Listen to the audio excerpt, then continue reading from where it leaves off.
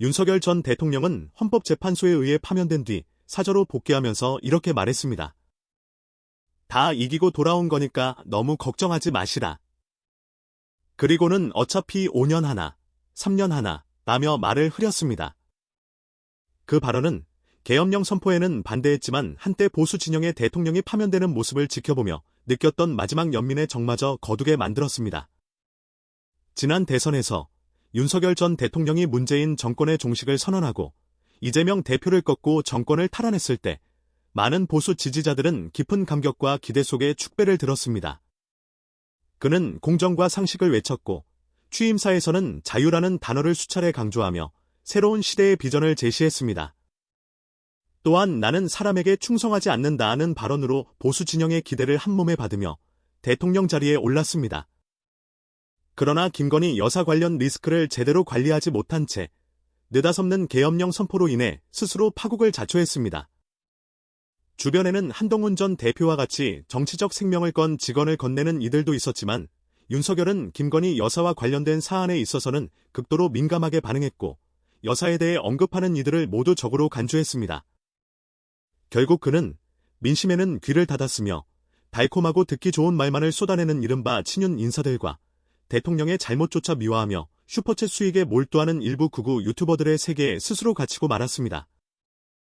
윤 전 대통령은 부정선거와 반국가 세력을 척결하기 위해 계엄을 선포했다고 주장했지만 이는 다수의 상식적인 국민들이 보기에 궁색한 변명에 불과합니다. 특히 김건희 여사에 대한 특검법이 12월 10일 국회를 통과할 것으로 예상되자 그의 계엄령은 사랑하는 배우자를 보호하기 위한 최후의 수단이었으며 이는 훗날 정치평론가들 사이에서 널리 계엄령 선포의 실제 이유로 받아들여지고 있습니다. 보수 진영의 열망을 외면하고 국민이 맡긴 5년의 시간을 무책임하게 소비하다 3년 만에 파면당하고 돌아온 윤석열 전 대통령. 그가 정말 다 이기고 돌아온 것일까요? 결국 그의 계엄령으로 인해 오히려 사법 리스크에 걸려 다 죽어가던 이재명 대표는 극적으로 정치적 생명을 되찾았고 이제는 190석을 등에 업은 강력한 대통령 후보로서 괴물 정권과 함께 재등장할 기반을 마련하게 됐습니다. 이런 상황에서도 윤석열 전 대통령과 친윤 진영은 한동훈 전 장관을 배신자라 규정합니다. 하지만 한동훈은 윤석열 전 대통령이 지키지 못한 나는 사람에게 충성하지 않는다는 윤석열의 명언을 누구보다 가장 묵직하게 실천한 인물입니다. 계엄 당일 가장 먼저 계엄령 반대를 선언한 그의 선택은 여당 대표로서 감당하기 어려운 길이었고 자신에게 정치적 치명타가 될 것을 알면서도 헌정질서 수호를 위해 그 길을 택했습니다.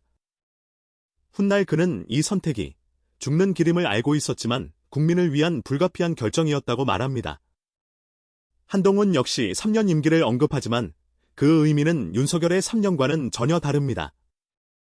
윤석열 전 대통령이 5년이든 3년이든 그게 그거라며 막중한 대통령의 임기를 하찮게 말한 것과 달리 한동훈은 제발 자신에게 3년 동안 일을 할 수 있게 기회를 달라고 국민들과 유권자들에게 간절히 호소하고 있습니다.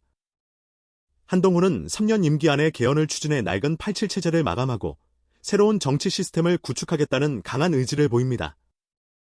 그는 3년은 짧은 시간이지만 제대로 열심히 일하면 많은 것을 이룰 수 있다며 3년 동안 일 못하는 사람은 5년이 주어져도 결국 아무것도 못한다고 강조합니다. 윤석열의 3년과 한동훈의 3년. 같은 시간, 그러나 완전히 다른 무게와 가치. 여러분은 어떤 3년을 선택하시겠습니까?